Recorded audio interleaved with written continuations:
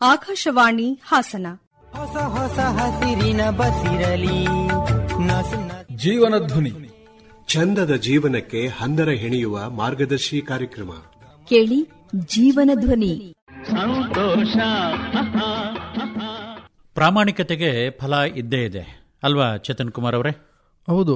ಇವತ್ತಲ್ಲ ನಾಳೆ ಅಥವಾ ಮುಂದೆ ಯಾವತ್ತಿದ್ರೂ ಅದು ಪ್ರಾಮಾಣಿಕತೆ ಅನ್ನುವಂಥದ್ದು ನಮ್ಮನ್ನ ಯಾವತ್ತೂ ಕೈ ಬಿಡೋದಿಲ್ಲ ಅನ್ನುವಂಥದ್ದು. ಇವತ್ತು ಬಹಳ ಜನ ಹೇಳ್ತಾ ಇರ್ತಾರೆ, ಇವತ್ತು ಕಾಲ ಕೆಟ್ಟಿದೆ, ಇವತ್ತಿನ ದಿನಗಳಲ್ಲೆಲ್ಲ ಪ್ರಾಮಾಣಿಕವಾಗಿ ನಾವು ಬದುಕಲಿಕ್ಕೆ ಸಾಧ್ಯ ಇಲ್ಲ, ಬದುಕಿದ್ರು ಏನೋ ಅದಕ್ಕೆ ಬೆಲೆ ಇಲ್ಲ ಅನ್ನುವಂಥದ್ದು ಖಂಡಿತ ಇರುತ್ತೆ. ಅದು ಅನುಭವಕ್ಕೆ ಬಂದಾಗ ಮಾತ್ರ ಗೊತ್ತಾಗತ್ತೆ ಪ್ರಾಮಾಣಿಕತೆ ಇವತ್ತು ಇದೆ ಅನ್ನೋದಕ್ಕೆ ನಿದರ್ಶನ. ಈಗ ಕಳೆದ ಒಂದು 15 ದಿನಗಳ ಹಿಂದೆ ನಡೆದಂತ ಘಟನೆ. ಒಬ್ಬ 7ನೇ ತರಗತಿ ಬಾಲಕ ರಸ್ತೆಯಲ್ಲಿ ಹೋಗುವಾಗ ಒಂದು ಯಾರ್ದೋ ಪರ್ಸ್ ಸಿಗುತ್ತೆ. ಆ ಪರ್ಸನ್ನ ತಗೊಂಡೋಗಿ ಪ್ರಿನ್ಸಿಪಾಲ್ರಿಗೆ ಕೊಡ್ತಾರೆ. ಪ್ರಿನ್ಸಿಪಾಲ್ರು ನೋಡಿದ್ರೆ ಒಂಥರ ಆಶ್ಚರ್ಯ ಆಗುತ್ತೆ. ಅದರಲ್ಲಿ ಬಹಳಷ್ಟು ಹಣ ಇರುತ್ತೆ. ಹಣ ಇದ್ದದ್ದನ್ನು ನೋಡಿ ಅವನ ಪ್ರಾಮಾಣಿಕತೆ ನೋಡಿ ಖುಷಿ ಆಗುತ್ತೆ. ಅದನ್ನ ಪ್ರಿನ್ಸಿಪಾಲ್ ಮತ್ತು ಆ ಬಾಲಕನನ್ನ ಕರ್ಕೊಂಡು ಪೊಲೀಸ್ ಠಾಣೆಗೆ ಹೋಗ್ತಾರೆ. ಠಾಣೆಗೆ ಹೋದಾಗ ಅವರು, ಅಲ್ಲಪ್ಪ ಇಷ್ಟೊಂದು ಹಣ ಇದ್ದಂತ ಪರ್ಸು ನಿನಗೆ ಸಿಕ್ತಲ್ಲ, ಇಂಥದನ್ನ ತಗೊಬಂದು ಪ್ರಿನ್ಸಿಪಾಲ್ ಕೊಟ್ಟಲ್ಲ, ನಿನ್ನ ಪ್ರಾಮಾಣಿಕತೆಗೆ ಮೆಚ್ಚಲೇಬೇಕು. ನಮಗೊಂದು ಖುಷಿ, ಈ ಚಿಕ್ಕ ವಯಸ್ಸಿನಲ್ಲಿ ಇಂಥ ಪ್ರಾಮಾಣಿಕತೆ ನಿನ್ನಲ್ಲಿ ಇದೆ ಅಂತ ನೋಡಿ, ನಿಂದ ಏನಾರು ಒಂದು ಆಸೆ ಇದ್ರೆ ಹೇಳು, ನಾವು ಈಡೇರಿಸ್ತೀವಿ ಅನ್ನುವಂತ ಮಾತನ್ನ ಹೇಳ್ತಾರೆ ಪೊಲೀಸ್ನು. ಸಿನಿಮಾ ನಟ ರಜನಿಕಾಂತ್ ಅವ್ರನ್ನ ಹತ್ರದಿಂದ ನೋಡಬೇಕು ಅನ್ನೋ ಆಸೆ ಇದೆ, ತಮ್ಮ ಕೈಲಿ ಆದ್ರೆ ಈಡೇರಿಸಬಹುದು ಅಂತ. ಆಯ್ತು. ಈ ಘಟನೆಯ ವಿವರವನ್ನ ರಜನಿಕಾಂತ್ ಅವರಿಗೆ ಪೊಲೀಸ್ ಠಾಣೆಯಿಂದ ಒಂದು ಲೆಟರ್ ಮೂಲಕ ಕಳಿಸ್ಕೊಡ್ತಾರೆ. ಈ ತರ ನಡೆದಿದ್ದ ಘಟನೆಯ ಬಗ್ಗೆ ವಿವರ ಹೇಳಿ. ಆಯ್ತು ಅಂತ ಹೇಳಿ ಅವರು ಸ್ವತಃ ತಮ್ಮ ಮನೆಗೆ ಅವನನ್ನ ಕರ್ಸ್ಕೊಂತಾರೆ. ಕರ್ಸ್ಕೊಂಡಿದ್ದಷ್ಟೇ ಅಲ್ಲ, ತೊಡೆ ಮೇಲೆ ಕೂರಿಸ್ಕೊಂತಾರೆ. ತೊಡೆ ಮೇಲೆ ಕೂರಿಸ್ಕೊಂಡು ಏನಂತ ಮಾತು ಹೇಳ್ತಾರೆ ಅಂದ್ರೆ, ನಿನ್ನ ಬಗ್ಗೆ ಎಲ್ಲ ಕೇಳ್ಕೊಂಡೆಪ್ಪ, ನಡೆದ ಘಟನೆಯ ಬಗ್ಗೆ ಎಲ್ಲ ತಿಳಿಸಿದ್ದಾರೆ.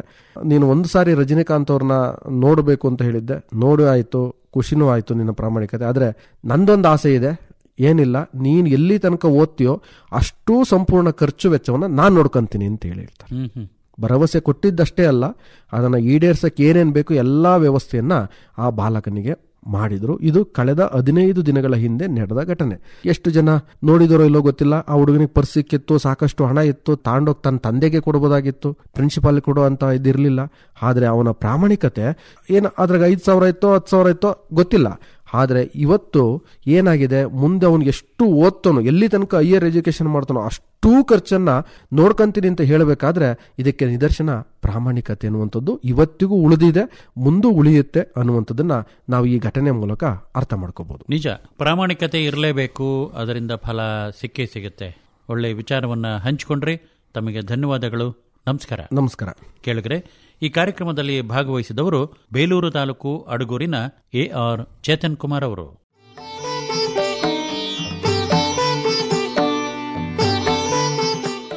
ಎಲ್ಲದೂ ನಿಸರ್ಗದ ಸೃಷ್ಟಿ, ಭಗವಂತನ ಸೃಷ್ಟಿ ಅಂತ ಅನ್ಕೊಂಡು ಎಷ್ಟೋ ಜನ ಮಾತಾಡೋದಿದೆ. ಆದರೆ ಅದಕ್ಕಿಂತ ವ್ಯತಿರಿಕ್ತವಾಗಿ ವಿಚಾರಗಳನ್ನು ಜನ ಹೊರಗಡೆ ಹಾಕ್ತಾ ಇರ್ತಾರೆ. ಏನಂತೀರಿ? ನಿಸರ್ಗದ ರೀತಿ ನೀತಿಗಳನ್ನ ಅಥವಾ ಒಂದು ಏನೋ ಪ್ರಕೃತಿ ಅಂತ ಏನು ಅನ್ಕೊಂಡಿದೀವಿ, ಆ ದಾರಿಯಲ್ಲಿ ಮನುಷ್ಯ ನಡೆದಿದ್ದೇ ಆದ್ರೆ ಅವನಿಗೆ ಎಲ್ಲಾ ತರದ ಸೌಲಭ್ಯಗಳನ್ನ ನಿಸರ್ಗ ಗೊತ್ತಿಲ್ಲಾರ್ದಂಗೆ ಆ ವ್ಯಕ್ತಿಗೆ ಕೊಡುತ್ತೆ. ಆದ್ರೆ ಏನೋ ಒಂದು ವಿಶೇಷ, ನನ್ನ ಹತ್ರ ಎಲ್ಲಾ ತರದ್ದು ಆಗಿದೆ, ನನಗೆ ಎಲ್ಲದನ್ನು ಏನ್ ಬೇಕಾದ್ರೂ ಮಾಡ್ಬೋದು ಅನ್ನುವಂತ ಭ್ರಮೆಯಲ್ಲಿ ಏನಾದ್ರು ಮುಳುಗಿದ್ರೆ ಅದು ಖಂಡಿತ ಸಾಧ್ಯ ಆಗ್ಲಿಕ್ಕಿಲ್ಲ. ಅದಕ್ಕೆ ನಿದರ್ಶನ ಇಂಥವು ಘಟನೆಗಳನ್ನ ನಾವು ಒಂದೊಂದ್ಸಾರಿ ಮೆಲುಕಾಗ್ತಾ ಹೌದು ಅನ್ನುವಂತ ಅಂದ್ರೆ ಒಪ್ಪಿಕೊಳ್ಳುವಂತ ಮನಸ್ಥಿತಿಯನ್ನ ಬೆಳೆಸ್ಕೊಳ್ಳೇಬೇಕು. ತಮಗೆಲ್ಲ ಗೊತ್ತಿದೆ, ಕೇಳಿರ್ತೀರಿ, ಅವನ ಹೆಸರು ಮೈಕಲ್ ಜಾಕ್ಸನ್. ಅವನು ಕನ್ಸ್ಕೊಂಡಿದ್ದು 150 ವರ್ಷಗಳ ಕಾಲ ಬದುಕಬೇಕು ಅಂತ. ಹೌದು, ಕನ್ಸ್ಕೊಂಡ ತಪ್ಪಲ್ಲ. ಆದರೆ ನಿಸರ್ಗದ ದಾರಿ ಬಿಟ್ಟು ನಾನು ಬೇರೆ ಮಾರ್ಗದಿಂದ ಬದುಕ್ತೀನಿ ಅನ್ನೋದಿದೆಯಲ್ಲ, ಸಾಧ್ಯ ಇಲ್ಲ. ಅಂದ್ರೆ ಏನರ್ಥ, ಅವನು 150 ವರ್ಷ ಬದುಕಬೇಕು ಅಂತ ಏನು ವ್ಯವಸ್ಥೆ ಮಾಡ್ಕೊಂಡಿದ್ದ ಅಂದ್ರೆ, ತನ್ನ ನೋಡ್ಕೊಳ್ಳಿಕ್ಕೇನೆ 10 ಜನ ವೈದ್ಯರನ್ನ ನೇಮಕ ಮಾಡ್ಕೊಂಡಿದ್ದ. ಅಷ್ಟೇ ಅಲ್ಲ, ತನ್ನ ಯಾವುದೇ ಅಂಗಾಂಗಗಳು ತಕ್ಷಣದಲ್ಲಿ ಏನಾದ್ರು ವೈಫಲ್ಯ ಹೊಂದಿದ್ರೆ ಅದಕ್ಕೆ ಬೇಕಾದಂತ ಪರ್ಯಾಯ ವ್ಯವಸ್ಥೆಯನ್ನ ಮಾಡ್ಕೊಳ್ಳಿಕ್ಕೂ ಒಂದಿಷ್ಟು ಜನಗಳನ್ನ ನೇಮಿಸಿ ಅವ್ರಿಗೆ ಬೇಕಾದಷ್ಟು ಹಣವನ್ನು ಸಹ ಕೊಟ್ಟಿದ್ದ. ಮತ್ತೆ ಏನಾದರೂ ಹವಾಮಾನ ವೈಪರೀತ್ಯ ವ್ಯತ್ಯಾಸ ಆಗ್ಬಹುದು ಅಥವಾ ಅದರಿಂದ ಏನಾದ್ರು ತೊಂದರೆ ಆಗತ್ತೆ ಅಂತೇಳಿ ತನ್ನ ಮಲಗುವ ಕೋಣೆಗೆ ಎಲ್ಲ ಹವಾನಿಯಂತ್ರಿತವಾಗಿ ಯಾವುದೇ ಬೇರೆ ತರದ ತೊಂದರೆಗಳಾಗದ ರೀತಿ ವ್ಯವಸ್ಥೆಯನ್ನು ಮಾಡಿಕೊಂಡಿದ್ದ. ಪ್ರತಿಯೊಂದು ಆಹಾರವನ್ನು ಸಹ ತಿನ್ನಬೇಕಾದ್ರೆ ಅದನ್ನು ಪರೀಕ್ಷಿಸಿ ತಿನ್ನುವಂತ ವ್ಯವಸ್ಥೆ ಅದಕ್ಕೂ ನೇಮಕ ಮಾಡಿಕೊಂಡಿದ್ದ. ಈ ತರದ ಎಲ್ಲಾ ವ್ಯವಸ್ಥೆಯನ್ನು ಮಾಡಿದ್ರೂ ಸಹ ಆ ವ್ಯಕ್ತಿ ಬದುಕಿದ್ದು ಮಾತ್ರ ಕೇಳಿದ್ರೆ ನಿಮಗೂ ಒಂದ್ಸರ ಕ್ಷಣ ಹೌದಾ ಇಷ್ಟೆಲ್ಲ ಮಾಡಿನೂ ಬದುಕಕ್ಕಾಗ್ಲಿಲ್ವಾ ಅಂತ ಅನಿಸ್ಬೋದು. ಕೇವಲ 50 ವರ್ಷ ಬದುಕಿದ್ದು. ಇಷ್ಟು ವ್ಯವಸ್ಥೆ ಮಾಡ್ಕೊಳೋ ಬದಲು ಅದನ್ನೇ ಬಿಟ್ಟು ನಿಸರ್ಗದ ದಾರಿಯಲ್ಲಿ ಪ್ರಕೃತಿ ಅಂತ ಇದೆ. ಯಾಕೆಂದ್ರೆ ಶರೀರ ಆಗಿರೋದು ನಿಸರ್ಗದಿಂದ, ಪಂಚಭೂತಗಳಿಂದ ಅಂತ ಏನು ಕರಿತೀವಿ, ಆ ಪಂಚಭೂತಗಳಿಂದ ಆಗಿದೆ. ಆ ಪಂಚಭೂತಗಳನ್ನ ಬೇಕಾದ್ರೆ ನೀನು ಎಷ್ಟಾರು ಬಳಸ್ಕೊಂಡು ಅದರ ಫಲಾಫಲವನ್ನ ನೀನು ಅನುಭವಿಸ್ತಾ ಇದ್ರೆ ಮಾತ್ರ ಏನೋ ಒಂದಿಷ್ಟು ಬದುಕಬಹುದೇ ಬಿಟ್ರೆ, ನಿಸರ್ಗದ ಮೀರಿದ ನಿನ್ನ ಬುದ್ಧಿವಂತಿಕೆ, ನಿನ್ನ ಜಾಣತನ ಅಥವಾ ನಿಂದೇ ಆದಂತ ರೀತಿಯಲ್ಲಿ ಬದುಕಲಿಕ್ಕೆ ಸಾಧ್ಯ ಇಲ್ಲ ಅನ್ನೋದಕ್ಕೆ ಮೈಕಲ್ ಜಾಕ್ಸನ್ನ ಜೀವನ ಘಟನೆ ನಮ್ಮೆಲ್ಲರಿಗೂ ನಿದರ್ಶನ ಆಗುತ್ತೆ. ಹಾಗಾಗಿ ನಿಸರ್ಗದ ನಿಯಮವನ್ನ, ನಿಸರ್ಗದ ಪಾಲನೆಯನ್ನ ಅಥವಾ ಏನು ಪ್ರಕೃತಿಯ ಒಂದು ಸೂಚನೆಗಳನ್ನ ನಾವು ಪಾಲಿಸಿದ್ರೆ ಮಾತ್ರ ಇಲ್ಲಿ ಉಳ್ಕೊಳ್ಳಿಕ್ಕೆ ಸಾಧ್ಯ ಆಗುತ್ತೆ ಅನ್ನುವಂಥದ್ದು ಇವತ್ತಿನ ಸಂದೇಶ. ನಿಸರ್ಗದಲ್ಲಿ ಏನೇನೂ ಖರ್ಚಿಲ್ದಲ್ಲ ಏನೇನೋ ಒಳ್ಳೇದಾಗ್ತಾ ಇರತ್ತೆ. ಆದರೆ ನಾವು ಅದನ್ನು ಬಿಟ್ಟು ಎಷ್ಟೆಲ್ಲ ಖರ್ಚುಗಳನ್ನು ಮಾಡಿಕೊಂಡು ತೊಂದರೆ ತಾಪತ್ರಯಗಳನ್ನು ಅನುಭವಿಸ್ಕೊಂಡು ಯಾತನೆಯನ್ನು ಆಮಂತ್ರಿಸ್ಕೊಳ್ತೀವಿ. ಒಳ್ಳೆ ವಿಚಾರ. ಭ್ರಮೆ ಇರಬೇಕು, ಆದರೆ ಅದಕ್ಕೊಂದು ಮಿತಿ ಇಟ್ಕೋಬೇಕು ಅಲ್ವಾ? 100ಕ್ಕೆ 100 ಸತ್ಯವಾದ ಮಾತು. ನಿಸರ್ಗದ ನಿಯಮ, ನಿಸರ್ಗದ ದಾರಿ, ನಿಸರ್ಗದ ಸೂಚನೆಗಳು, ಅದರ ಬಳಕೆ ನಾವು ಮಾಡಿಕೊಂಡಾಗ ಮಾತ್ರ ಇಲ್ಲಿ ಇರಲಿಕ್ಕೆ ಸಾಧ್ಯ ಆಗತ್ತೆ. ಕೇಳಿದ್ರೆ ಈ ಕಾರ್ಯಕ್ರಮದಲ್ಲಿ ಇಲ್ಲಿವರೆಗೂ ಮಾತಾಡಿದವರು ಬೇಲೂರು ತಾಲೂಕು ಅಡಗೂರಿನ AR ಚೇತನ್ ಕುಮಾರ್ ಅವರು.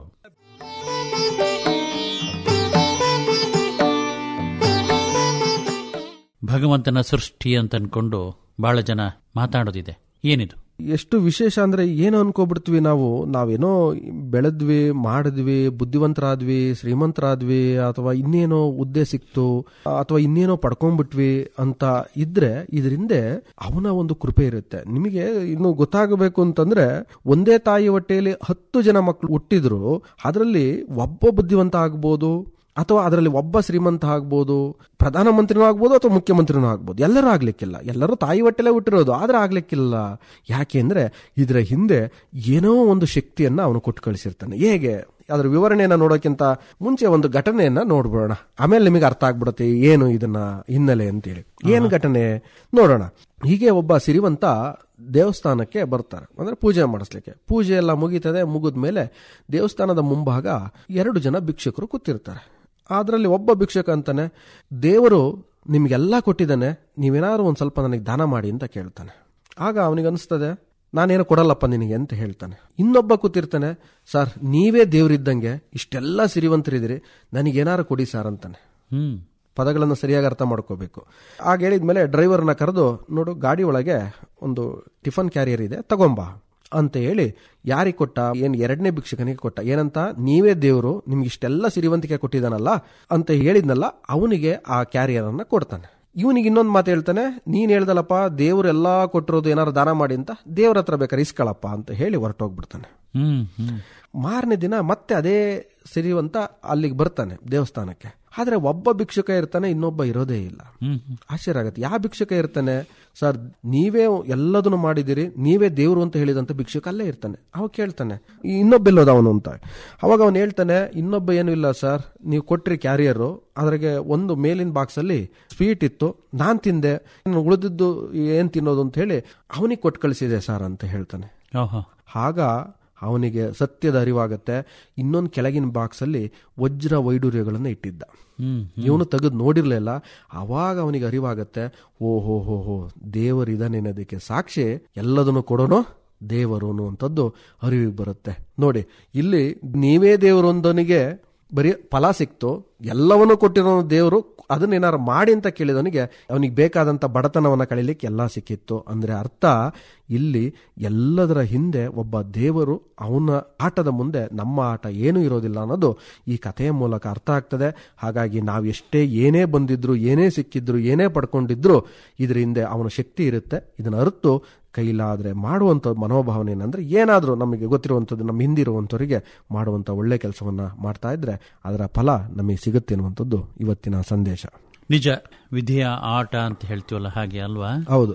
ಕೇಳುಗರೆ, ಇಲ್ಲಿವರೆಗೂ ಈ ಕಾರ್ಯಕ್ರಮದಲ್ಲಿ ವಿಷಯಗಳನ್ನು ಹಂಚಿಕೊಂಡವರು ಬೇಲೂರು ತಾಲೂಕು ಅಡಗೂರಿನ AR ಚೇತನ್ ಕುಮಾರ್ ಅವರು.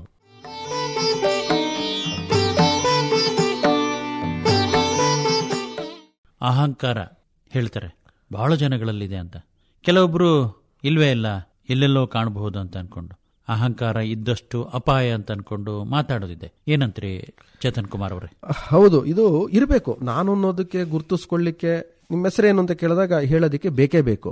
ಆದ್ರೆ ಇದರಲ್ಲೇ ನಾನು ನನ್ನಿಂದನೇ ಎಲ್ಲದೂ ಆಯ್ತು ಅಥವಾ ಎಲ್ಲದೂ ನನಗೆ ಗೊತ್ತಿದೇನುವಂತಹ ಅಹಮ್ಮಿಕೆ ಇದೆಯಲ್ಲ, ಅದು ನಮ್ಮನ್ನ ಒಂದಲ್ಲ ಒಂದು ಸಾರಿ ದಾರಿಯನ್ನ ತಪ್ಪಿಸೋದಾಗ್ಲಿ ಅಥವಾ ಅದರಿಂದ ಅವಮಾನವನ್ನ ಅನುಭವಿಸೋದಾಗ್ಲಿ ಹಾಗೆ ಆಗತ್ತೆ. ಇದನ್ನ ಅರ್ಥ ಮಾಡ್ಕೋಬೇಕು. ಅಂದ್ರೆ ಯಾವುದೇ ಕ್ಷೇತ್ರದಲ್ಲಿ ನಾವು ಒಂದ್ ಸ್ವಲ್ಪ ಅದರಲ್ಲಿ ಪಳಗಿದ್ರೆ ಅಥವಾ ಅನುಭವಿಗಳಾಗಿದ್ರೆ ನಮಗೆಲ್ಲ ಒಂದು ಕಡೆ ಕೆಳಗಿರುವಂತವ್ರ ಬಗ್ಗೆ ಕೀಳರಿಮೆ ಇರ್ಬೋದು ಅಥವಾ ನಾನು ಬಹಳ ಎಲ್ಲದೂ ಗೊತ್ತಿದೇನುವಂತಹ ಅಹಮ್ಮಿಕೆನೂ ಇರಬೇಕು, ಬೇಡ ಅಂತಲ್ಲ.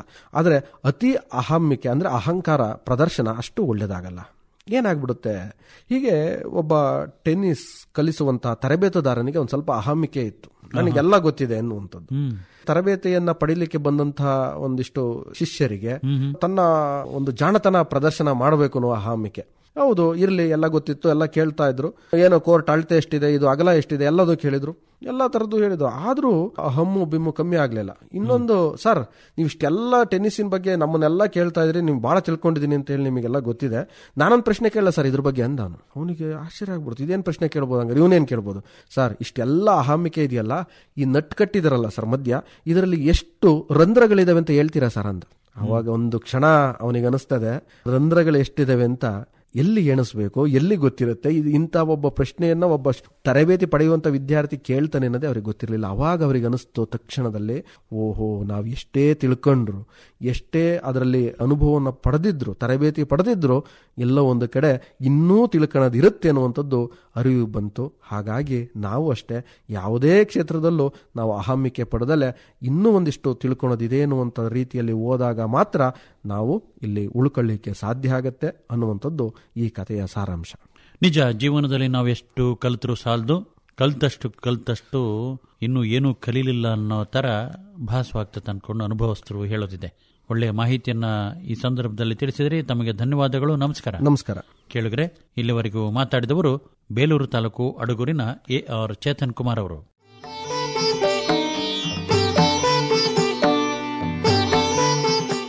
ಹಿರಿಯರಿಗೆ, ಗುರುಗಳಿಗೆ ಇರುವ ಜ್ಞಾನವೇ ಬೇರೆ, ಅನುಭವನೇ ಬೇರೆ ಅಲ್ವಾ ಚೇತನ್ ಕುಮಾರ್ ಅವರೇ? ಹೌದು.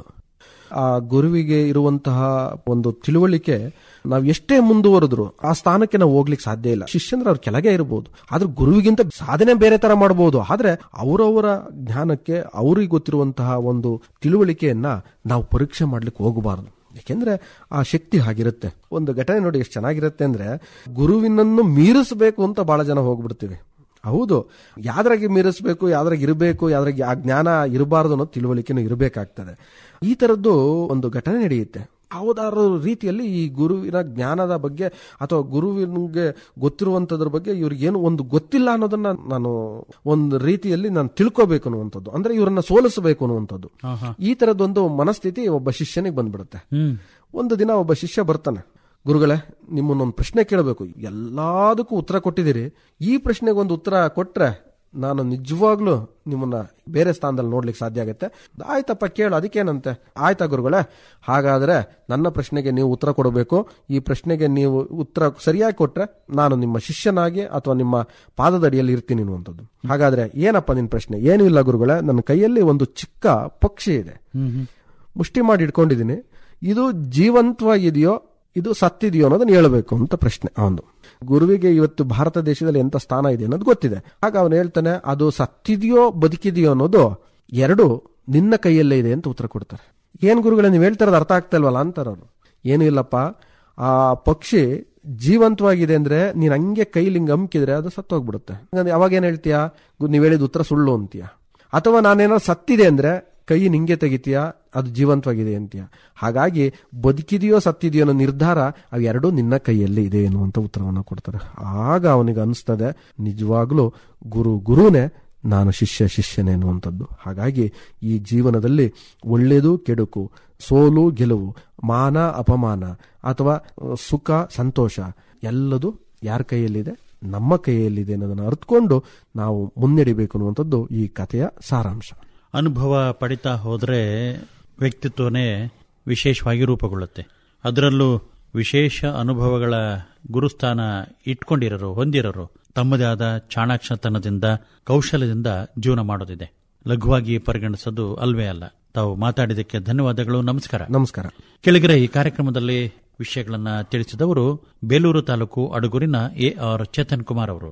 ಅವರ ಸಂಪರ್ಕಕ್ಕೆ 944 97 20 260.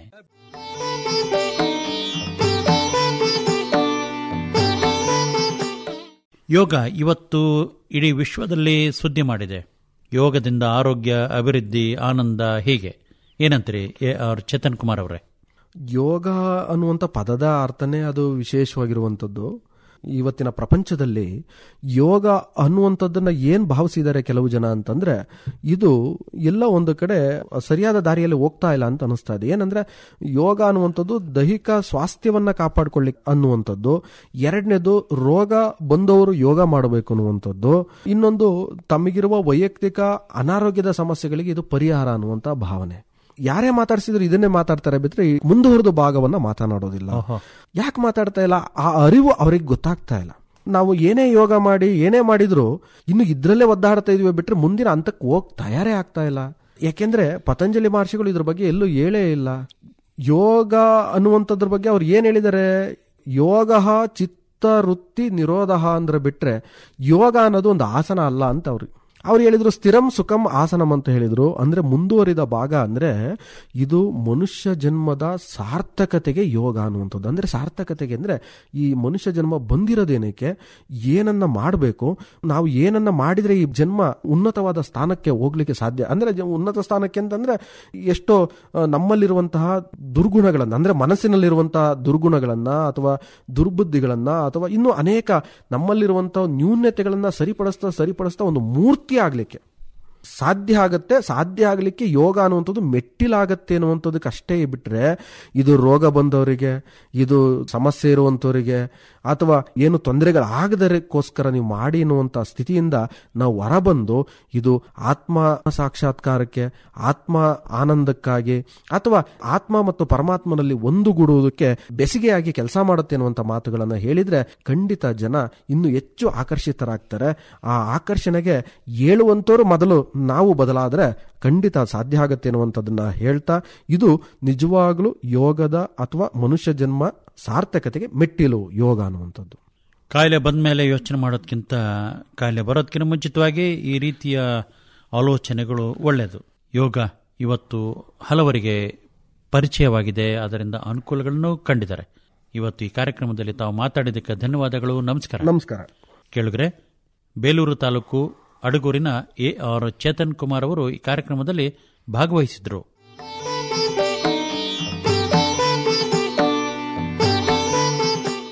ಊಟ ಚೆನ್ನಾಗಿ ನಮ್ಮ ದೇಹಕ್ಕೆ ಸೇರಬೇಕು, ನಮಗೆ ಆನಂದ ಸಿಗಬೇಕಂತಂದ್ರೆ ಚೆನ್ನಾಗಿ ಶ್ರಮ ಪಡಬೇಕು, ಅರ್ಥಪೂರ್ಣವಾಗಿ ಬದುಕಬೇಕು. ಏನಂತ್ರಿ ಚೇತನ್ ಕುಮಾರ್ ಅವರೇ?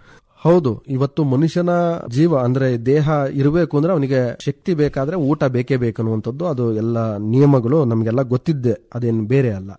ಅಂತಹ ಊಟದ ಸವಿ ರುಚಿ ಎಲ್ಲಿದೆ ಅನ್ನೋದು ನಮಗೆ ಗೊತ್ತಾದ್ರೆ ಸಾಕು. ಅದು ಬಹಳ ಬಹಳ ಮುಖ್ಯ. ಇವತ್ತು ಬಹಳ ಜನಕ್ಕೆ ಇಷ್ಟೆಲ್ಲ ಮಾಡ್ತಾ ಇದೀವಿ, ಏನೆಲ್ಲ ಮಾಡ್ಕೊಂಡಿದೀವಿ, ಆದ್ರೂ ಊಟದ ಸವಿ ಅಥವಾ ಅಂದ್ರೆ ಅದ್ರ ರುಚಿ ನಮ್ಗೆ ಯಾಕೋ ಸಿಗ್ತಾ ಇಲ್ವಲ್ಲ, ಅವಾಗಿನ ರುಚಿ ಸಿಗ್ತಾ ಇಲ್ಲ ಅನ್ನುವಂತ ಮಾತುಗಳನ್ನ ನಾವು ಇವತ್ತು ಬಹಳ ಹೆಚ್ಚು ಜನಗಳನ್ನ ಕೇಳ್ತಾ ಇದೀವಿ. ಅಂದ್ರೆ 20 ವರ್ಷದಿಂದ ಅವತ್ತು ಬಹಳ ಚೆನ್ನಾಗಿತ್ತು ಸರ್ ರುಚಿ, ಇವತ್ತು ಯಾಕಿಲ್ಲ? ಇವತ್ತು ಅದೇ ಮೆಣಸಿನಕಾಯಿ, 20 ವರ್ಷದಿಂದ ಅದೇ ಮೆಣಸಿನಕಾಯಿ, ಅದೇ ರಾಗಿ, ಅದೇ ಜೋಳ ಎಲ್ಲ ಇದೆ. ಒಂದ್ ಸ್ವಲ್ಪ ಅದಕ್ಕೆ ಮಾರ್ಪಾಡಾಗಿ ಅದಕ್ಕೆ ಒಂದ್ ಸ್ವಲ್ಪ ರಸಗೊಬ್ಬರ ಬಳಕೆ ಅಷ್ಟೇ ಬಿಟ್ರೆ ಇನ್ ಬೇರೆ ಸೂರ್ಯ ಅದೇ ಇದಾನೆ, ಭೂಮಿನೂ ಅದೇ ಇದೆ, ಗಾಳಿನೂ ಅದೇ ಇದೆ, ಮಳೆನೂ ಅದೇ ಇದೆ, ಎಲ್ಲ ಇದ್ಮೇಲೆ ಮತ್ತೆ ಯಾಕೆ ರುಚಿ ಬರ್ತಾ ಇಲ್ಲ ಊಟದ್ದು? ಇದು ಬಹಳ ಜನಕ್ಕೆ ಕುತೂಹಲ ಇರುವಂತದ್ದು ಪ್ರಶ್ನೆ ಅಥವಾ ಅವರಿಗೆ ಅನ್ಸಿರುವಂತದ್ದು. ಖಂಡಿತ ಹಿಂದೆ ಅವ್ರಿಗೆ ಯಾಕೆ ರುಚಿ ಬರ್ತೈತಿ, ಈಗ ರುಚಿ ಬರ್ತಾ ಇಲ್ಲ ಅಂದ್ರೆ ಇರೋ ವ್ಯತ್ಯಾಸ ಇಷ್ಟೇನೆ. ಊಟದ ರುಚಿ ಎಲ್ಲಿದೆ ಅನ್ನೋದನ್ನ ಮೊದಲು ತಿಳ್ಕೋಬೇಕಾಗಿದ್ದು. ಊಟದ ರುಚಿ ಎಲ್ಲಿದೆ ಹಾಗಾದ್ರೆ? ಕೆಲವು ಜನ ನಾಲ್ಗೆಲಿದೆ ಅನ್ಬೋದು, ಕೆಲವು ಜನ ಹೊಟ್ಟೆಲಿದೆ ಅನ್ಬೋದು, ಇನ್ನು ಕೆಲವು ಜನ ಉಪ್ಪಲ್ಲಿದೆ ಅನ್ಬೋದು, ಅಥವಾ ಇನ್ನು ಕೆಲವು ಜನ ಸಿಹಿಲಿದೆ ಅಂತ ಹೇಳಿದ್ದಾರೆ ನಮ್ಮ ಯೋಗದಲ್ಲಿ. ಆದ್ರೆ ಊಟದ ರುಚಿ ಎಲ್ಲಿದೆ ಅನ್ನೋದನ್ನ ಸರ್ವಜ್ಞ ಬಹಳ ಚಂದಾಗಿ 500 ವರ್ಷಗಳ ಹಿಂದೆ ಹೇಳಿದ್ದಾರೆ. ಹಸಿಯದಿರೆ ಉಣಬೇಡ, ಹಸಿದು ಮತ್ತಿರಬೇಡ, ಬಿಸಿಗೂಡಿ ತಂಗಳುಣಬೇಡ, ವೈದ್ಯನ ಬೆಸಸಬೇಡ ಅಂದ ಸರ್ವಜ್ಞ.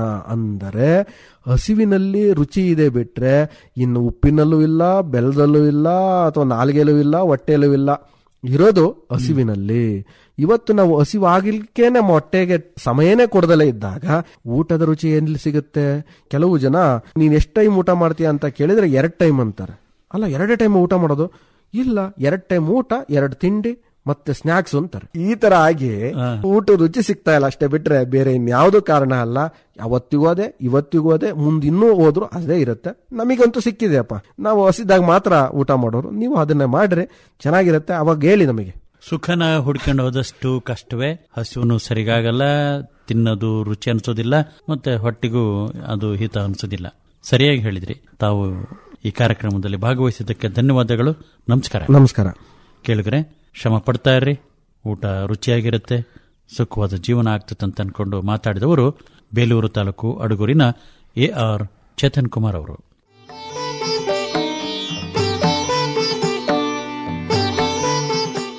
ಪ್ರತಿಯೊಬ್ಬರಿಗೂ ಕನಸುಗಳಿರಬೇಕು, ಆದರೆ ಹುಚ್ಚು ಕನಸುಗಳು ಒಳ್ಳೆಯದಲ್ಲ ಅಂತ ಅನ್ಕೊಂಡು ಮಾತಾಡೋದಿದೆ.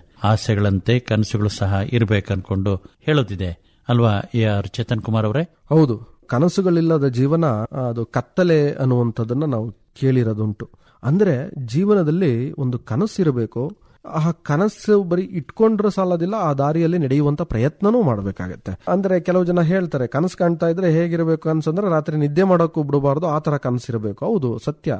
ಕನಸುಗಳು ಅಂದ್ರೆ ಹಾಗೆ ಇರಬೇಕು, ಅದ್ರ ತಕ್ಕನಾಗಿ ಪ್ರಯತ್ನನೂ ಮಾಡಬೇಕು. ಅಂದ್ರೆ ಏನ್ ಹೇಳಕ್ ಹೊರಟೆ ಅಂದ್ರೆ ಮುಂದೆ ಭವಿಷ್ಯದಲ್ಲಿ ನೀನು ಹಿಂಗಿರ್ಬೇಕು ಅಂತ ಕನಸಿದ್ರೆ ಅದನ್ನ ನೀನು ವರ್ತಮಾನದಲ್ಲಿ ಮಾಡಬೇಕು. ಅಂದ್ರೆ ನಿಮಗಿನ್ನೂ ಸರಳವಾದ ಭಾಷೆಯಲ್ಲಿ ಹೇಳಬೇಕು ಅಂತಂದ್ರೆ ಮುಂದೆ ಭವಿಷ್ಯದಲ್ಲಿ ನಿನಗೆ ಯಾವುದೇ ಕಾಯಿಲೆಗಳು ಬರಬಾರದು ಅಂತಂದ್ರೆ ಇವತ್ತಿನಿಂದನೇ ನೀನು ನಿಂದೆ ಆದಂತಹ ಶ್ರಮ ಅಥವಾ ನಿಂದೆ ಆದಂತಹ ಆಹಾರ ಕ್ರಮ ಅಥವಾ ನಿಂದೆ ಆದಂತಹ ಒಂದು ಜೀವನ ಪದ್ಧತಿಯನ್ನ ಆ ಪ್ರಕೃತಿಯ ನಿಯಮವಾಗಿ ಇಟ್ಕೊಂಡು ಹೋದ್ರೆ ನಿನಗೆ ಬರೋದಿಲ್ಲ. ಕನಸಿಗೆ ತಕ್ಕನ ನೀನು ಬದುಕಲಿಲ್ಲ ಅಂದ್ರೆ ಸಾಧ್ಯ ಇಲ್ಲ. ಹಾಗಾಗಿ ಅಂತಹ ಕನಸುಗಳನ್ನ ನಾವು ಕಟ್ಕೊಂಡು ವರ್ತಮಾನದಲ್ಲಿ ಅದನ್ನ ಮಾಡಬೇಕು. ವರ್ತಮಾನದಲ್ಲಿ ಮಾಡ್ತಾ ಮಾಡ್ತಾ ಮಾಡ್ತಾ ಮಾಡ್ತಾ ಹೋದಾಗ ಅದು ಭವಿಷ್ಯದಲ್ಲಿ ಒಂದು ರೂಪುಗೊಳ್ಳುತ್ತೆ ಅಷ್ಟೇನೆ. ಅಲ್ಲಿಗೆ ಹೋದಾಗ ಅದು ನನ್ಸು ಅಂತ ಅನಿಸ್ತದೆ ಅಷ್ಟೇನೆ. ಅದನ್ನೇ ಡಾಕ್ಟರ್ APJ ಅಬ್ದುಲ್ ಕಲಾಂ ಅವರು ಹೇಳಿದ್ದು. ಕನಸುಗಳನ್ನ ಕಾಣಬೇಕು, ಕಂಡ್ರೆ ಅದು ರಾತ್ರಿ ನಿದ್ದೆ ಬರಬಾರದು, ಆ ಕನಸುಗಳು ನಮ್ಗೆ ಆ ರೀತಿ ಮಾಡ್ತಾ ಇರಬೇಕು ಅಂತ ಅಂದಿದ್ದಷ್ಟೇ ಅಲ್ಲ, ಅದೇ ರೀತಿ ಡಾಕ್ಟರ್ APJ ಅಬ್ದುಲ್ ಕಲಾಂ ಅವರು ಬದುಕಿದ್ರು. ಪೇಪರ್ ಹಾಕುವ ಹುಡುಗ ದೇಶದ ರಾಷ್ಟ್ರಪತಿ, ದೊಡ್ಡ ವಿಜ್ಞಾನಿ ಆಗ್ತಾರೆ, ಪದ್ಮ ವಿಭೂಷಣ ಪ್ರಶಸ್ತಿ ಬರುತ್ತೆ, ಭಾರತ ರತ್ನ ಅಂತ ಕರೀತಾರೆ. ಅಂದ್ರೆ ಆ ಕನಸಿಗೆ ತಕ್ಕನಾಗಿ ವರ್ತಮಾನದಲ್ಲಿ ಆ ಕೆಲಸವನ್ನ ಅವರು ಮಾಡ್ತಾ ಹೋದ್ರು, ಅದಕ್ಕೆ ಆ ಸ್ಥಾನಕ್ಕೆ ತಲುಪಲಿಕ್ಕೆ ಸಾಧ್ಯ ಆಯ್ತು. ಹಾಗಾಗಿ ಮತ್ ನೀವು ಬರೀ ಕನ್ಸ್ಕೊಂಡು ನನಗೆ ನನ್ಸಾಗಬೇಕು ಅಂತ ಹೇಳಿ ನಾನು ಬೆಳಿಗ್ಗೆ ಎದ್ದು ನನ್ನ ದೇಹಕ್ಕೆ ಶಕ್ತಿ ಬೇಕು ಅಂತ ಹೇಳಿ ಬೆಳಗ್ಗೆ 8 ಗಂಟೆಗೆ ಎದ್ರೆ ಆಗ್ಲಿಕ್ಕಿಲ್ಲ. ನಿನಗೆ ಶಕ್ತಿ ಬೇಕು, ನೀನು ಚೆನ್ನಾಗಿರ್ಬೇಕು, ಬಲಿಷ್ಠವಾಗಿರ್ಬೇಕು ಅಂದ್ರೆ 5 ಗಂಟೆಗೆ ಎದ್ದು ಏನ್ ಮಾಡಬೇಕು ಆ ನಿತ್ಯ ಕೆಲಸವನ್ನ ಮಾಡಲೇಬೇಕಾಗತ್ತೆ. ಹಾಗಾಗಿ ಹಂಗೆ ಮಾಡ್ತಾ ಹೋಗೋಣ. ವರ್ತಮಾನದಲ್ಲಿ ಮಾಡುವಂಥದ್ದು ಮುಂದಿನ ಕನಸುಗಳಿಗೆ ದಾರಿ ಆಗತ್ತೆ. ಕನಸುಗಳಿಗೆ ಪೂರಕವಾಗಿ ಕೆಲಸಗಳು ಇರಬೇಕು, ಆಗ್ಲೇ ಜೀವನ ಚೆನ್ನಾಗಿತ್ತು. ವಿಚಾರ ಕೇಳಿದ್ರೆ ಇಲ್ಲಿವರೆಗೂ ನಮ್ಮ ಜೊತೆಗೆ ಮಾತಾಡಿದವರು ಬೇಲೂರು ತಾಲೂಕು ಅಡಗೂರಿನ AR ಚೇತನ್ ಕುಮಾರ್ ಅವರು.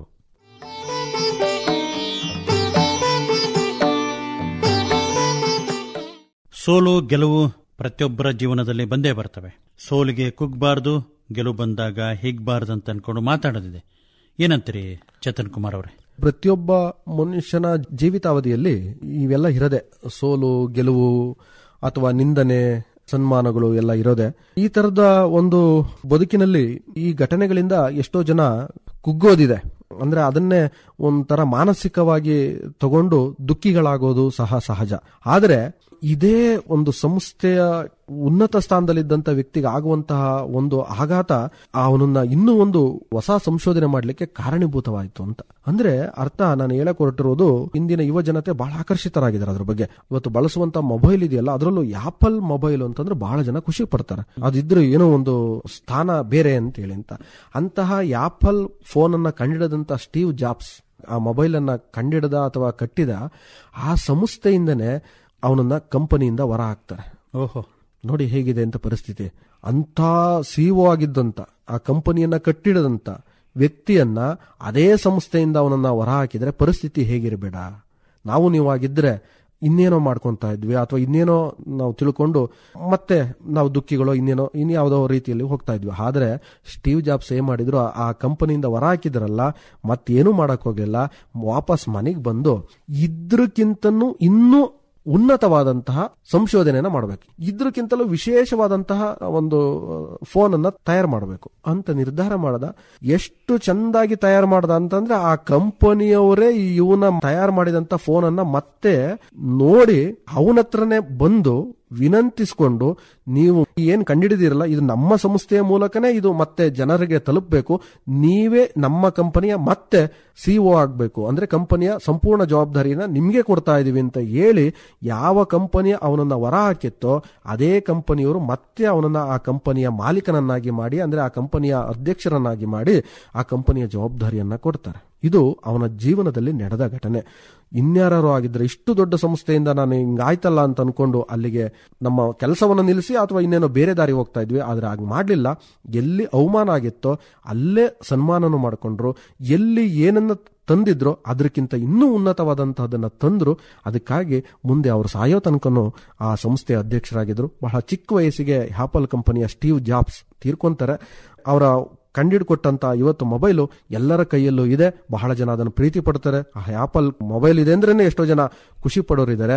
ಆದ್ರೆ ಅವನ ಜೀವಿತಾವಧಿಯಲ್ಲಿ ನಡೆದಂತ ಅಪಮಾನ ಅಥವಾ ಅವರ ಜೀವನದಲ್ಲಿ ಆದಂತ ಒಂದು ಘಟನೆ ಇವತ್ತು ಬಹಳ ಜನಕ್ಕೆ ಗೊತ್ತಿರ್ಲಿಕ್ಕಿಲ್ಲ. ಇದನ್ನ ಕೇಳಿದ ಮೇಲೆ ಅವರ ಜೀವನವನ್ನ ನೀವು ಒಂದ್ಸರಿ ತಿರುಗಿ ನೋಡಿದ್ರೆ ನಮ್ಮ ಜೀವನಕ್ಕೂ ಒಂದು ದಾರಿ ಆಗ್ಬೋದು ಅನ್ನುವಂಥದ್ದು ಇದರ ಸಂದೇಶ. ಅವಮಾನ ಆದಾಗ, ಸೋಲು ಬಂದಾಗ ನಲುಗಬಾರದು, ಧೈರ್ಯವಾಗಿ ಸ್ವೀಕರಿಸಿಕೊಂಡು ಮತ್ತಷ್ಟು ಬೆಳೆಯೋ ನಿಟ್ಟಿನಲ್ಲಿ ಗಮನ ಹರಿಸಬೇಕನ್ನೋ ಒಂದು ಮಾತನ್ನು ಈ ಸಂದರ್ಭದಲ್ಲಿ ತಾವು ಹೇಳಿದ್ದಕ್ಕೆ ಧನ್ಯವಾದಗಳು. ನಮಸ್ಕಾರ. ನಮಸ್ಕಾರ. ಕೇಳಿದ್ರೆ ಈ ಕಾರ್ಯಕ್ರಮದಲ್ಲಿ ವಿಷಯಗಳನ್ನು ಹಂಚಿಕೊಂಡವರು ಬೇಲೂರು ತಾಲೂಕು ಅಡಗೂರಿನ AR ಚೇತನ್ ಕುಮಾರ್ ಅವರು.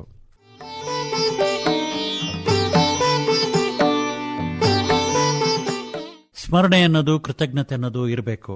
ನಾವು ಎಷ್ಟೋ ಜನಗಳಿಂದ ಉಪಕಾರವನ್ನು ಪಡ್ಕೊಳ್ತೀವಿ. ಹಾಗೆ ವಿಶೇಷವಾಗಿ ತಂದೆ ತಾಯಿಗಳಿಂದ ಏನೆಲ್ಲ ನಾವು ಗಳಿಸ್ತೀವಿ. ಏನಂತೀರಿ AR ಚೇತನ್ ಕುಮಾರ್ ಅವರೇ? ಹೌದು, ಉಪಕಾರ ಅಥವಾ ಸ್ಮರಣೆ ಅನ್ನುವಂಥದ್ದು ಇದೆಯಲ್ಲ, ಅಥವಾ ಕೃತಜ್ಞತೆ ಅನ್ನುವಂಥದ್ದು ಇದೆಯಲ್ಲ, ಬಹಳ ಬಹಳ ಮುಖ್ಯವಾಗಿ ಪ್ರತಿಯೊಬ್ಬರಿಗೂ ಇರಲೇಬೇಕಾದಂಥದ್ದು. ಅಂದ್ರೆ ನಾವು ಇಲ್ಲಿ ಜನ್ಮ ತಾಳಲಿಕ್ಕೆ ಹೇಗೆ ನಮ್ಮ ತಂದೆ ತಾಯಿಗಳು ಕಾರಣನೋ, ಅಥವಾ ಇಲ್ಲಿ ನಾವು ವಿದ್ಯೆಯನ್ನು ಕಲೀಲಿಕ್ಕೆ ಹೇಗೆ ಗುರುಗಳು ಕಾರಣನೋ, ಹಾಗೆ ಇಲ್ಲಿ ಬದುಕಲಿಕ್ಕೆ ಈ ಪ್ರಕೃತಿ ಹೇಗೆ ಕಾರಣನೋ, ಒಟ್ಟು ಇವುಗಳ ಬಗ್ಗೆ ಎಲ್ಲ ನಾವು ಒಂದು ಕೃತಜ್ಞತಾ ಭಾವವನ್ನ ಇಟ್ಕೋಬೇಕು. ಹಾಗೆ ನಮ್ಮ ಶರೀರದಲ್ಲಿರುವಂತಹ ಒಂದೊಂದು ಅಂಗಾಂಗಗಳ ಬಗ್ಗೆನೂ ಅಷ್ಟೇ ಕೃತಜ್ಞತೆಯನ್ನ, ಸ್ಮರಣೆಯನ್ನ ಇಟ್ಕೊಂಡಾಗ ಅವು ನಮ್ಮ ಜೊತೆಗೆ ಬಹಳ ಚೆಂದಾಗಿ ಸ್ಪಂದಿಸ್ತವೆ. ಆದ್ರೆ ನಾವು ಅತಿ ಹೆಚ್ಚು ಗಮನವನ್ನ ಕೊಡೋದಿಲ್ಲ. ಎಲ್ಲದೂ ನಮಗೆ ಸಿಕ್ಕಿದೆ, ನಿಸರ್ಗ ಕೊಟ್ಟಿದೆ, ತಂದೆ ತಾಯಿಗಳಿಂದ ಜನ್ಮ ತಾಳಿದ್ದೀವಿ, ಏನೋ ಗುರುಗಳು ನಮಗೆ ಕಲಿಸಿದ್ದಾರೆ ಅನ್ನುವಂಥ ನಿರ್ಲಕ್ಷ್ಯ ಮನೋಭಾವನೆ ಯಾವತ್ತು ಗೊತ್ತಾಗುತ್ತೆ ಅಂತಂದ್ರೆ ಅದರ ತೊಂದರೆ ಆದಾಗ ನಮಗೆ ಅದರ ಅರಿವು ಬರುತ್ತೆ. ಅಷ್ಟೊತ್ತಿಗೆ ಕಾಲ ಮಿಂಚು ಹೋಗ್ಬಿಟ್ಟಿರುತ್ತೆ. ಅದೇ ದೊಡ್ಡ ದುರಂತ. ಇದು ಬಹಳ ಜನ ತಪ್ಪು ಮಾಡುವಂಥದ್ದು. ಅಂದ್ರೆ ನಿಮಗೊಂದು ಸಣ್ಣ ಉದಾಹರಣೆ ಕೊಡಬೇಕು ಅಂತಂದ್ರೆ, ಒಬ್ಬ ವ್ಯಕ್ತಿ ಸುಮಾರು ಒಂದು 60-70 ವರ್ಷ ವಯಸ್ಸು, ಡಾಕ್ಟರ್ ಹತ್ರ ಹೋಗ್ತಾರೆ. ಸಮಸ್ಯೆ ಏನು ಅಂತಂದ್ರೆ ಅವರಿಗೆ ಕಿವಿ ಕೇಳ್ತಾ ಇರೋದಿಲ್ಲ. ಇದು ಒಂದು ದೊಡ್ಡ ಸಮಸ್ಯೆ ಇರುತ್ತೆ. ಡಾಕ್ಟರ್ ನೀವು ಒಂದ್ 2-3 ದಿನ ಇಲ್ಲೇ ಇರಿ ಆಸ್ಪತ್ರೆಯಲ್ಲಿ, ಕಿವಿ ಸಮಸ್ಯೆ ಏನೇನಿದೆಯೋ ನೋಡಿ ಅದಕ್ಕೆ ಏನೇನು ಟ್ರೀಟ್ಮೆಂಟ್ ಮಾಡಬೇಕು ಮಾಡಿ ನಿಮಗೆ ಕೇಳೋ ರೀತಿ ನಾವು ವ್ಯವಸ್ಥೆ ಮಾಡ್ತೀವಿ ಅಂತ ಹೇಳಿ ಮಾಡಿ ಹೇಳ್ತಾರೆ. ಎಲ್ಲ ಆಗ್ತದೆ. ಒಂದ್ 2-3 ದಿನ ಇರ್ತಾರೆ. ಅದು ಏನೇನು ಚಿಕಿತ್ಸೆ ಕೊಡಬೇಕು ಅಥವಾ ಏನೋ ಒಂದು ಅದಕ್ಕೊಂದು ಮಿಷಿನ್ ಏನು ಅಳವಡಿಸಬೇಕು ಎಲ್ಲ ಅಳವಡಿಸಿ ಎಲ್ಲ ರೆಡಿ ಮಾಡಿ ಹೇಳ್ತಾರೆ. ಈಗ ಹೆಂಗ್ ಕೇಳ್ತಾ ಇದೆ ಅಂತ ಒಂದ್ 2-3 ದಿನ ಆದ್ಮೇಲೆ ಕೇಳ್ತಾರೆ. ಈಗ ಪರವಾಗಿಲ್ಲ, ತುಂಬಾ ಚೆನ್ನಾಗಿ ಕೇಳ್ತಾ ಇದೆ ಅಂತ ಹೇಳ್ತಾರೆ. ಹಾಗಾದ್ರೆ ಕೆಲವೇ ಗಂಟೆಯಲ್ಲಿ ಡಾಕ್ಟರ್ ಬರ್ತಾರೆ. ಬಂದ ಮೇಲೆ ಅದ್ರದ್ದು ಬಿಲ್ ಕೊಡ್ತಾರೆ. ತಾವು ಬಿಲ್ ಕೊಟ್ಟು ತೆರಳಬಹುದು ಅಂತ. ಆಯ್ತು, ಡಾಕ್ಟರ್ ಬರ್ತಾರೆ, ಬಂದು ಅದ್ರ ಬಿಲ್ಲು ಕೊಡ್ತಾರೆ. ಬಿಲ್ಲನ್ನ ಆ ವೃದ್ಧನ ಕೈಲಿ ಕೊಡ್ತಾರೆ. ಆ ವೃದ್ಧ ತಗೊಂಡು ನೋಡ್ತಾನೆ, ಯಾಕೋ ಮನ್ಸಿಗೆ ಒಂಥರ ದುಃಖ ಅನಿಸ್ತದೆ. ಅಕ್ಕಪಕ್ಕದ ಅವರು ಕೇಳ್ತಾರೆ, ಯಾಕೆ ತಾತ, ಯಾಕೆ, ಏನಾಯ್ತು, ನೀವು ಏನು ಬಡವ್ರ, ಯಾಕೆ ಒಂಥರ ದುಃಖ ಪಡ್ತಾ ಇದ್ರಲ್ಲ, ಏನ್ ಕಾರಣ? ಅಲ್ಲ, ಏನೂ ಇಲ್ಲ, ಡಾಕ್ಟ್ರು 2-3 ದಿನ ಇಟ್ಕೊಂಡು ಸ್ವಲ್ಪ ಸಣ್ಣ ಪುಟ್ಟ ಚಿಕಿತ್ಸೆ ಮಾಡಿ ಏನೋ ಒಂದು ಮಿಷಿನ್ ಅನ್ನ ಅಳವಡಿಸಿದ್ರು. ಅದಕ್ಕೆ ಹತ್ತತ್ರ 1 ಲಕ್ಷ ಬಿಲ್ ಆಗಿದೆ. ಕೊಡಕ್ಕೆ ಏನು ತೊಂದರೆ ಇಲ್ಲ. ಆದ್ರೆ 70 ವರ್ಷಗಳ ಕಾಲ ದೇವರು ಏನೂ ಕೇಳದಲ್ಲೇ ಇಷ್ಟೆಲ್ಲ ಕೇಳೋದಿಕ್ಕೆ ಅವಕಾಶ ಕೊಟ್ಟಿದ್ನಲ್ಲ, ಒಂದು ದಿನ ಅವನ ಬಗ್ಗೆ ನಾನು ಸ್ಮರಿಸ್ಲೇ ಇಲ್ವಲ್ಲ ಅನ್ನೋದು ಬಹಳ ದುಃಖ ಅನಿಸ್ತಾ ಇದೆ. ಬರೀ ಇಷ್ಟು ಮಾಡಿದಕ್ಕೆ ಎಷ್ಟು ಬಿಲ್ ಆಯ್ತು, ಅವನ್ ಬಿಲ್ ಕಟ್ಟೋದಾಗಿದ್ರೆ ಎಷ್ಟಾಗಿರೋದು ಅಂತ ಯೋಚನೆ ಮಾಡ್ತಾ ಇದೀನಿ. ಎಂತ ತಪ್ಪು ಮಾಡ್ಕೊಂಡ್ಬಿಟ್ಟೆ ಅಂತ ಅನಿಸ್ತದೆ. ಇದೇ ಅರಿವು ಚೆನ್ನಾಗಿದ್ದಾಗ ಬಂದಿದ್ರೆ, ಅಂದ್ರೆ ಶರಣರು ಹೇಳ್ತಾರೆ ಒಂದ್ಸರಿ ಬಸವಣ್ಣನವರು ಏನಂತ, ಕಣ್ಗಳು ತುಂಬಿದ ಬಳಿಕ ನೋಡಲಿಲ್ಲ, ಕಿವಿಗಳು ತುಂಬಿದ ಬಳಿಕ ಕೇಳಲಿಲ್ಲ, ಮನ ತುಂಬಿದ ಬಳಿಕ ನೆನೆಯಲಿಲ್ಲ, ಕೈಗಳು ತುಂಬಿದ ಬಳಿಕ ಪೂಜಿಸಲಿಲ್ಲ ಮಹಂತ ಕೂಡಲ ಸಂಗಮ ದೇವನ ಅಂತ ಹೇಳ್ತಾರೆ. ಅಂದ್ರೆ ಎಲ್ಲದೂ ಚೆನ್ನಾಗಿದ್ದಾಗ ಎಲ್ಲವನ್ನೂ ಕೊಟ್ಟಂತಹ ಇದರಿಂದಿರುವಂತಹ ಒಂದು ಶಕ್ತಿ ಅಥವಾ ಅವನೊಂದು ಏನಾರು ಅನ್ಕೊಳ್ಳಿ, ಅದನ್ನ ಅವನ ಬಗ್ಗೆ ನಾವು ಸ್ಮರಿಸಿದ್ರೆ ಅದರ ಸಾರ್ಥಕತೆ ಬೇರೆ ಅನ್ನುವಂಥದ್ದು ಈ ಕಥೆಯ ಸಾರಾಂಶ. ಶ್ರೋತೃಗಳೇ, ಹಿತವಾದ ವಿಚಾರವನ್ನ ಈ ಸಂದರ್ಭದಲ್ಲಿ ತಿಳಿಸಿದವರು ಬೇಲೂರು ತಾಲೂಕು ಅಡಗೂರಿನ AR ಚೇತನ್ ಕುಮಾರ್ ಅವರು. ಅವರ ಸಂಪರ್ಕಕ್ಕೆ 944 97 20 260. ಬೆಳಕು